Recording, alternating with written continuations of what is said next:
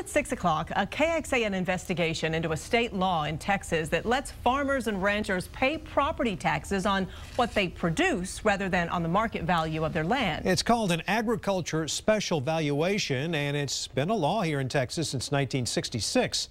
But now big corporations are taking advantage of this agriculture tax benefit, and critics say the tax burden is shifting to you. Our lead investigator, Chris Willis, has spent months digging through the property records and joins us now live with a preview of tonight's investigation. Chris? Well, Robert and Leslie, imagine if there was a way that you and I could cut our property taxes by up to 90% in some of these cases. Let's be perfectly clear up front, though. What these corporations are doing is legal, and it has nothing to do with the appraisal districts. This is a state law designed to help farmers from getting taxed out of their land as the property taxes increase across the state.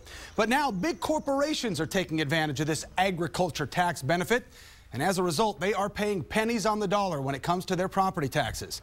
From high-tech computer makers to rock quarries, businesses are cutting their tax bills by hundreds of thousands of dollars by getting into agriculture.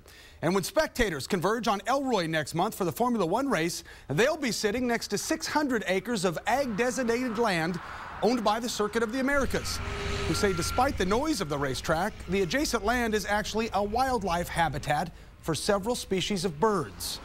Ranchers who live next to the track tell KXAN they don't think that's the intent of the law.